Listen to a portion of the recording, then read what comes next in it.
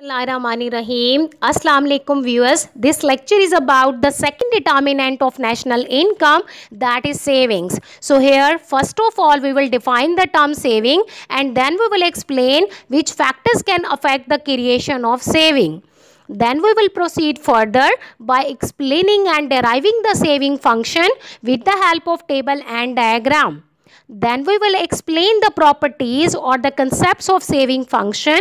After the derivation of the properties of saving function, we will establish the link between saving and consumption function.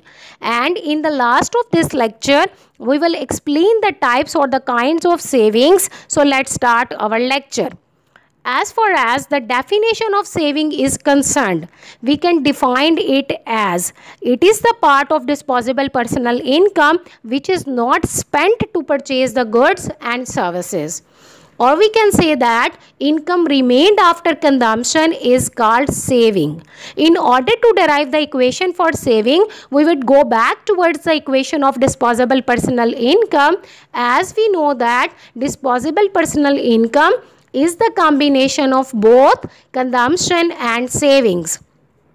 So if we solve this equation for savings, then from here we can derive the equation for saving as saving is equal to disposable personal income less consumption. By utilizing this equation, we can define the term saving as it is the part of income not consumed.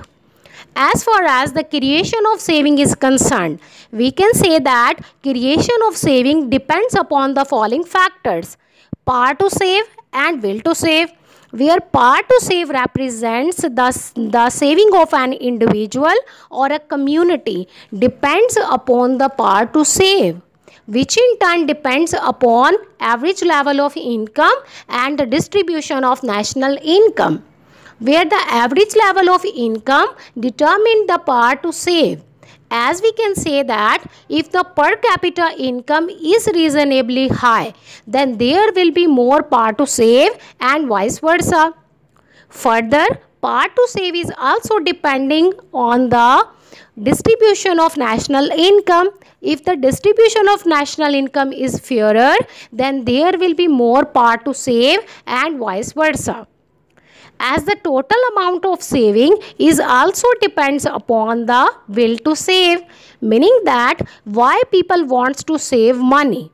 So there could be different consideration for which people wants to save money, among which first is the personal consideration.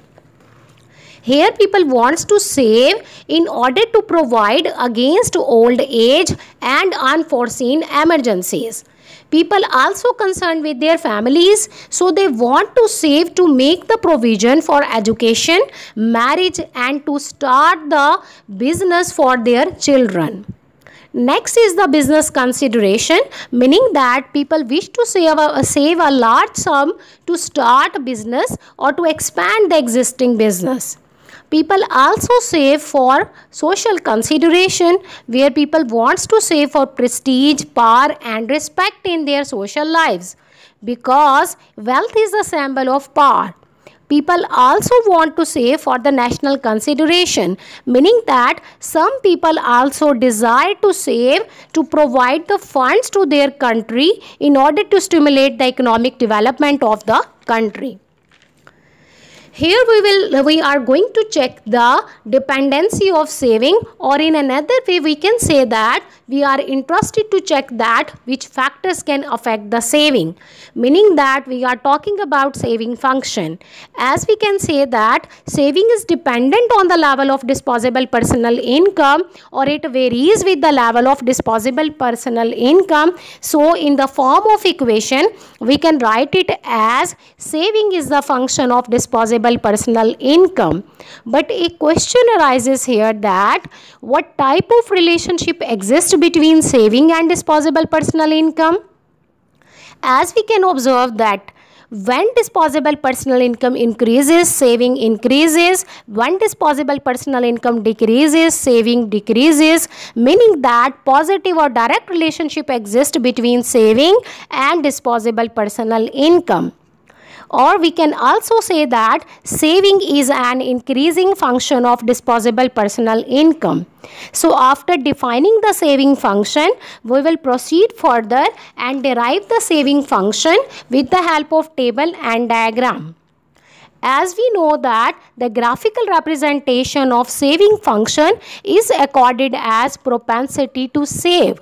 So propensity to save is a graph or a curve that explain which level of saving is attached with what level of income. So in order to derive the propensity to save, we have utilized the same values for disposable personal income and consumption that we have taken in the last lecture of consumption function. As we know that saving is equal to disposable personal income less consumption. So in order to derive the saving, we should subtract the values of consumption from the corresponding values of the disposable personal income. And by locating these values of saving and disposable personal income into the graphical area, we get the propensity to save curve that have positively sloped curve with negative intercept. 3 points we should note here that saving function has negative intercept, meaning that when disposable personal income is 0 or when individuals have nothing to spend, then they are making this savings. So at 0 disposable personal income, savings would always be negative. The second thing that we should note here is when all the disposable personal income is devoted to consumption, then here savings become 0 and the saving function would cut the horizontal axis at that disposable personal income. As in our example, this type of relationship exists at the disposable personal income of 90. The third thing that we should observe here is that when disposable personal income increases, saving increases. Here we will explain the properties of saving function. So there are 2 properties of saving function, that is average propensity to save and marginal propensity to save. Now we will explain them one by one. Average propensity to save is the percentage of saving to disposable personal income at different level of income. Mathematically, we can say that it is the ratio of savings to the disposable personal income. We can interpret the results of average propensity to save as it showing that which percentage of income is devoted to savings.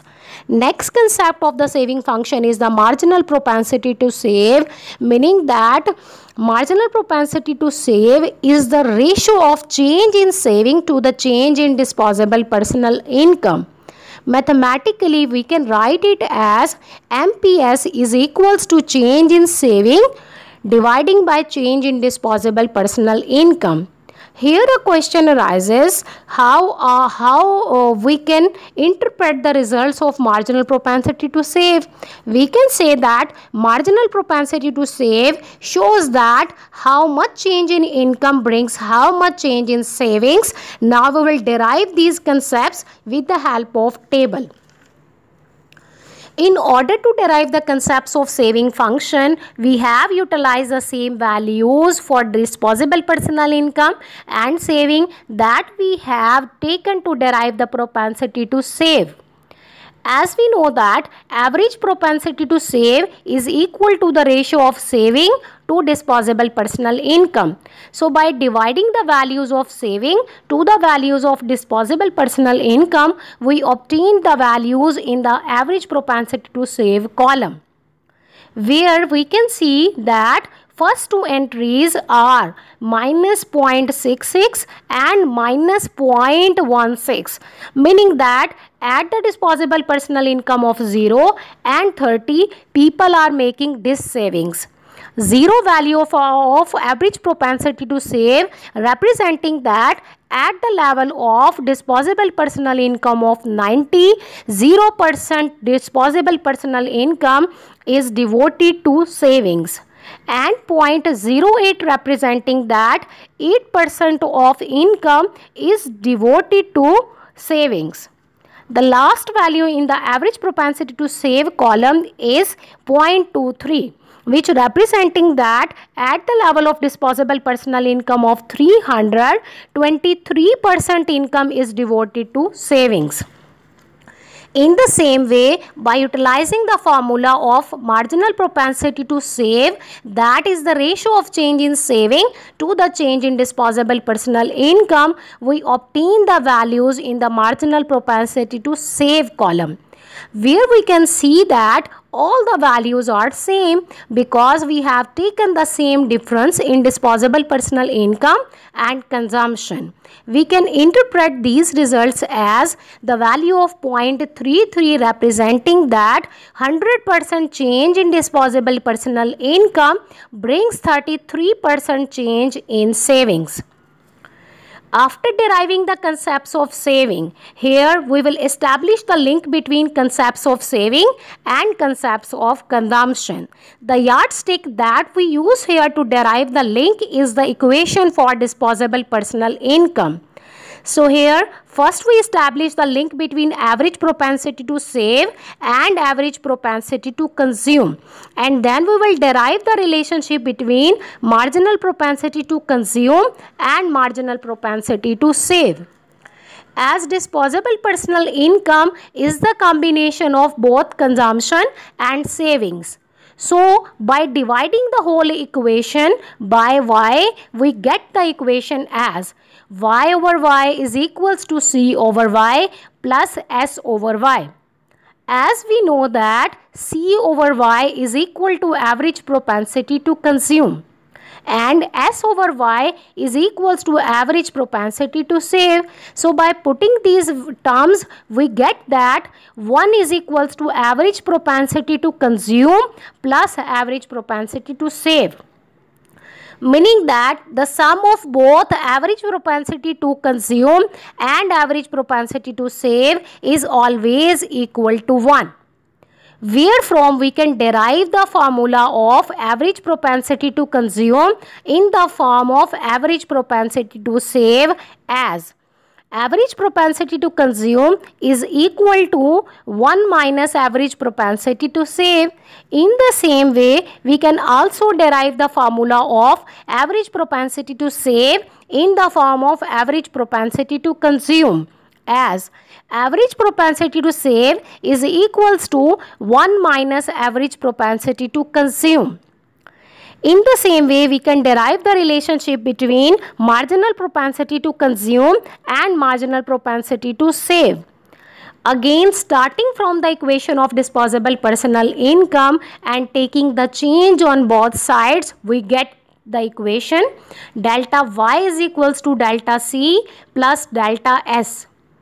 Dividing the whole equation by delta y, we get the next equation, that is delta y over delta y is equals to delta c over delta y plus delta s over delta y, where we know that delta c over delta y is equals to marginal propensity to consume and delta s over delta y is equals to marginal propensity to save. So by putting these terms, the equation becomes as 1 is equals to marginal propensity to consume plus marginal propensity to save, meaning that the sum of both marginal propensity to consume and marginal propensity to save is always equal to 1. By solving this equation, we can derive the formula of 1 in the form of another as marginal propensity to consume is equals to 1 minus marginal propensity to save and marginal propensity to save is equal to 1 minus marginal propensity to consume. Now we will utilize these formulas to derive the concepts of average propensity to consume and marginal propensity to consume from the values of average propensity to save and marginal propensity to save. Here, as the values of both average propensity to save and marginal propensity to save are given in the table. So by using these values, we can derive the values for average propensity to consume and marginal propensity to consume as. We know that average propensity to consume is equals to 1 minus average propensity to save, meaning that in order to fill the column of average propensity to consume, we should subtract the values of average propensity to save from 1. In the same way, we can recover the values of marginal propensity to consume from the values of marginal propensity to save. Here we can compare that the values of average propensity to consume and the marginal propensity to consume are the same as we have derived in the consumption function. In this section, we will explain the types of saving, as the total saving function is equal to minus S bar plus Sy, where S bar represents the autonomous savings and Sy representing the induced saving. Now we will explain them one by one. By autonomous saving, we means that type of saving that are independent from the level of disposable personal income, or that does not varies with the level of disposable personal income. We can write it as, here saving is not a function of income. As in the diagram, we can see that whether the disposable personal income is 0, increases or decreases, saving remains constant. That type of saving is accorded as autonomous saving. While the induced savings are the saving that are dependent on the level of disposable personal income, or that varies with the level of disposable personal income. We can write it as, the saving is a function of disposable personal income. As in the diagram, we can say that when the disposable personal income is 0, savings are 0. When disposable personal income increases, saving increases. When disposable personal income decreases, saving decreases. That type of savings is accorded as induced savings.